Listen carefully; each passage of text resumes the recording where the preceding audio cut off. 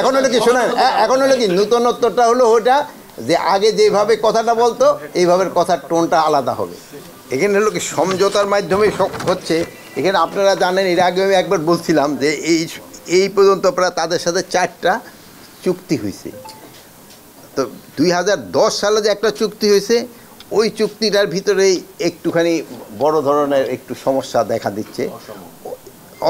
ওই চুক্তিটা কিছুটা অসম চুক্তি আমরা সাইন করে ফেলছি। এখন ওই ক্ষেত্রে ওরা যেটা বলে যে তারা যে ইলিগেল কিছু বলে তা না, যেহেতু ওই চুক্তির ভিতরে আপনি এরকম একটা করছেন যে দহগ্রাম আঙ্গারপোতায় 0 লাইনের দিক দিয়ে আপনি করতে পারবেন, কি বলে ফেন্স করতে পারবেন, আপনি পারমিশন দিয়ে দিচ্ছেন, বাংলাদেশ গভর্নমেন্টই পারমিশন দিছে। ওই পরিবর্তে তারা বলছে যে 3 বিঘা করিডোরটা আমরা 24 ঘন্টা ইউজ করতে পারবো। কিন্তু এই 3 বিঘা করিডোরের জন্য কিন্তু আমরা বেরুবাড়ি বহু আগেই দিয়ে দিছি। মানে এই চুক্তির একটা অসম হয়ে গেছে, এইটার সাথে এটার কোনো কানেকশন ছিল না। এই ধরনের এরকম 2-4টা অসম চুক্তি, মানে এইগুলির জন্যই তো আলোচনা।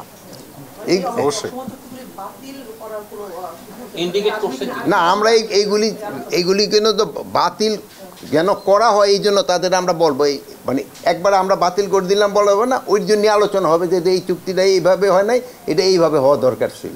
যেমন আমরা বললাম যে ওই একটা বললাম যে আমরা লিখে রাখছি ETP/STP, এখন আমরা বলতেছি ETP and STP দুটোটা থাকতে হবে।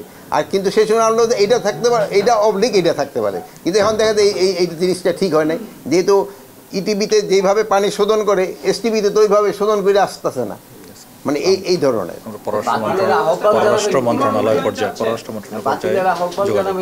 আর এই ব্যাপারে আমরা আমাদের এইগুলি পররাষ্ট্র মন্ত্রণালয়ের মাধ্যমে তাদের আগেও আমরা জানিয়ে দিই।